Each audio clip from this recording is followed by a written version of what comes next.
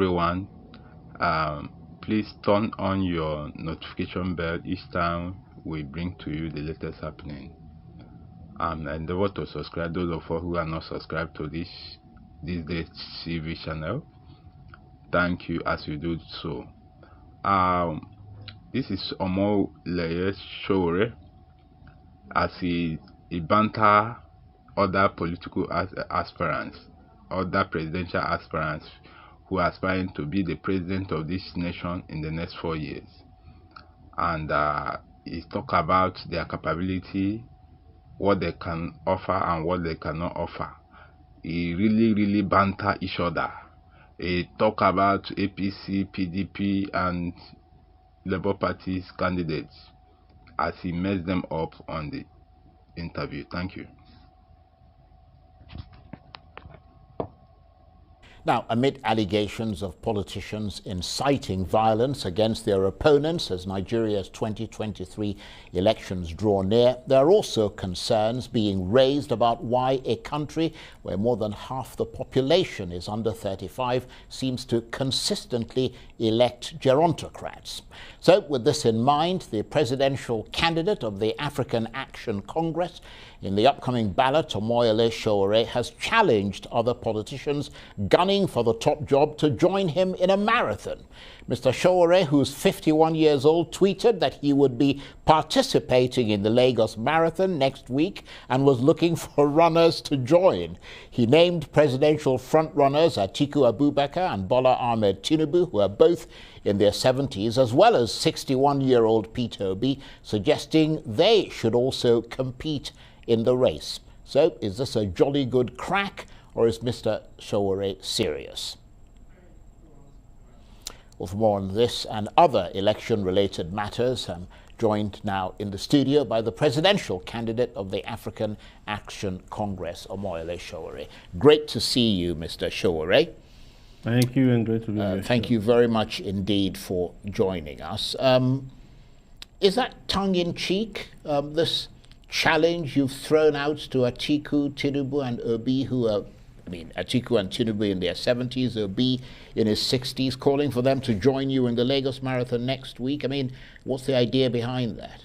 The idea behind it is that marathons are well-known races that bring old and young people together. It's one of the races I know that doesn't have age limitations. In fact, the first marathon I ran in Philadelphia, I was standing beside a 73-year-old guy, and I thought I would beat him blue.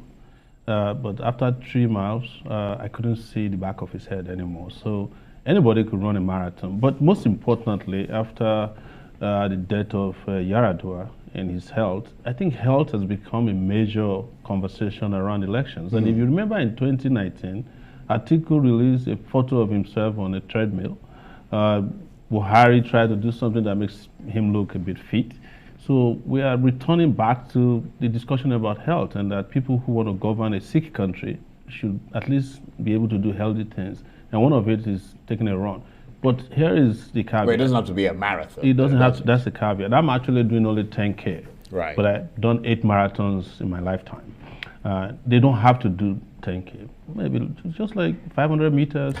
Let's try something like that. So you're hoping they'll pick up the gauntlet, join you in the track, and then keel over and die? If they say they are healthy, they won't die, and they don't have to die. But I'm serious about it. I think we should not be electing people who are older than our country. Nigeria is 62. It's never had a candidate run the country that is less than 60 years old. And the fact that we've had a lot of health issues with our president is also a reason why we must care about the health of these candidates. In the US, it is very important that they know the health of their candidates. If the US president goes in to check on his health, before he gets out, the doctors have released the results of the health, because it's important to governing a country. You can't tell me that somebody who is not physically healthy or mentally healthy should run a country that has 200 million people in it that are running around like crazy. No, I do agree with you that health is important. Obviously, you've got to have the capacity to do the job. But running a marathon isn't really the way to prove that they can run a country successfully, is it? It's part of the way to... I didn't say they should run a marathon. I just said join the young people you love so much even if it has to be at the starting line, you know, and do a bit of show of effort that you can withstand some rigorous exercise. But some would You know, suggest... the president of the U.S. rides a bike. Yeah. He fell on a bike recently. So there's no excuse, and he's not young. You know, I think Biden is going towards 80. Yeah, he is. The President Clinton used to exercise a lot. Well, Clinton was a lot younger, Obama though. played basketball. Yeah, Obama was a lot younger, let's face it. Bush used to run Yeah. 6 miles every morning before he gets into office. We have had to spend a lot on sick presidents, including one here who spent almost 100 and something days in the London hospital. Nigeria cannot afford and remain, I repeat again, an unhealthy president, because the country is unhealthy itself. But You need someone who is agile and able and I capable. agree. I mean, I think a lot it's, of it's people... it's one of the traits that we need our leaders to have. Yes. You know, it's not like I wanted to start running marathon myself, but a friend of mine encouraged me to start in 2013, and within a period of 10 years, I've done 10 marathons. This is going to be my 3rd marathon in Lagos.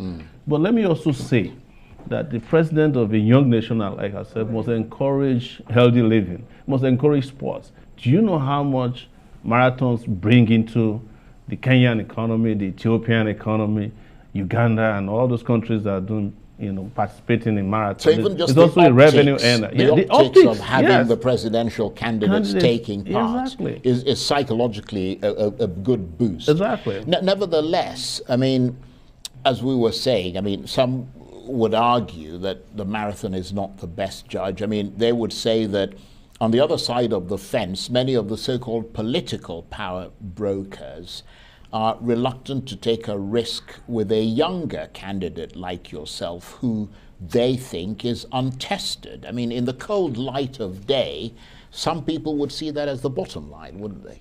Well, what is tested?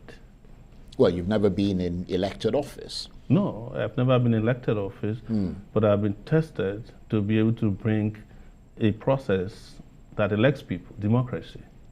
You know, when we first met, you said, I met you so many years ago. Yes, it's I true. remember that. I was in my 20s when I was fighting for democracy. If we didn't have democracy, we would not be having elections now. True. You understand?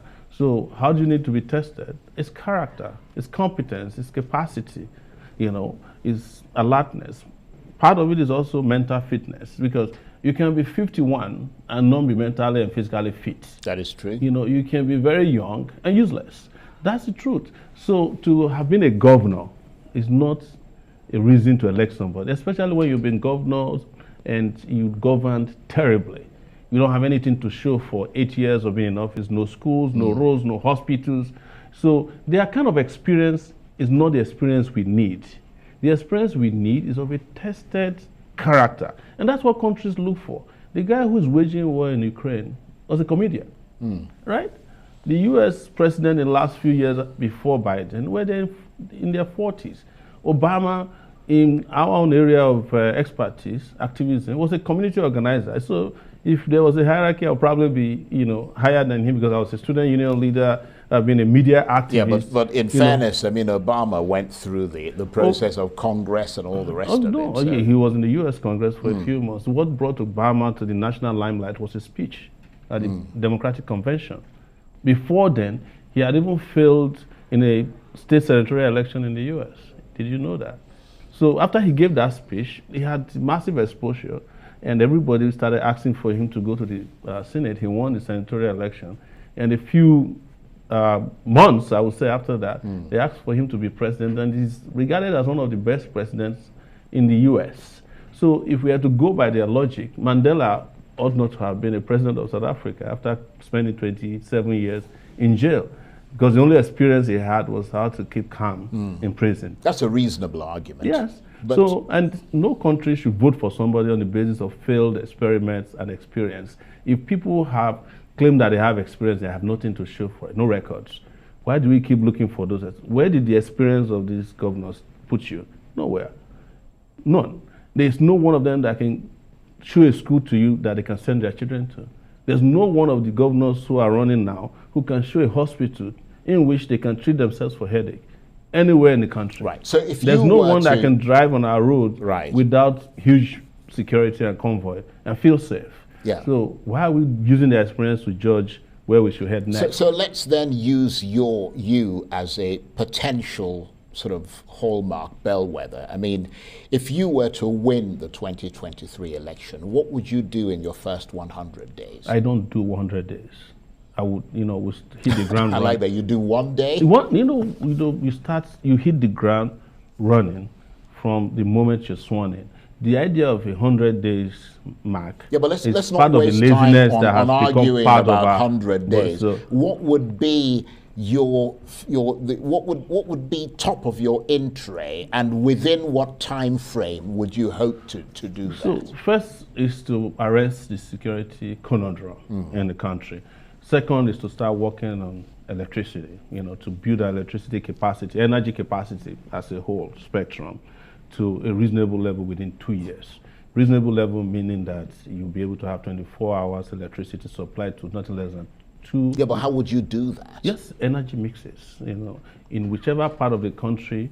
First, I will junk the national grid. Yes, that's a massive, plug to development of electrical well, power. presumably you'd leave it on whilst you're installing. Yes, so you have regional electricity, you have solar, you have tidal waves, controlled electricity, you use biogas, waste. All of these opportunities are virgin now. And how are you going to fund those things? Well, there is a lot of people who are even willing to fund some of them for free, because there's a climate change fund out there that will fund energy transition for you.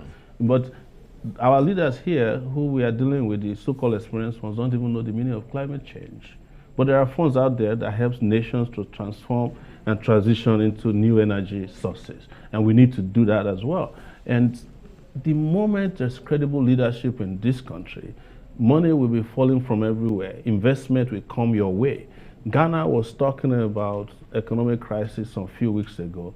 By December, everybody who's black came from the US to come and celebrate their blackness in Ghana. They should have been in Nigeria. All those great artists that you saw. Our people had to go to Ghana for Christmas to go and see how small nations around us work. Here, we had no electricity. We had no fuel to celebrate Christmas and New Year. It's a disgrace. So there's no need to be apologetic about development in Nigeria. And there's no need relying on the same failed hands that put us in this way by arguing about the experience. There's no kind of experience like this that would have promoted any one of them from being a CFO to a CEO, because they have mismanaged the finances of this state. They are just there rewarding themselves, while the rest of us languish in misery. Right, and talking about fuel shortage. Yes. I mean, I don't know if you saw the report on Bola Ahmed Tinubu, who's a presidential candidate of the ruling APC party, saying that fuel scarcity and Naira redesign are plans to sabotage the elections. He was speaking, I think, in Ogun State, Abeokuta, and he was basically saying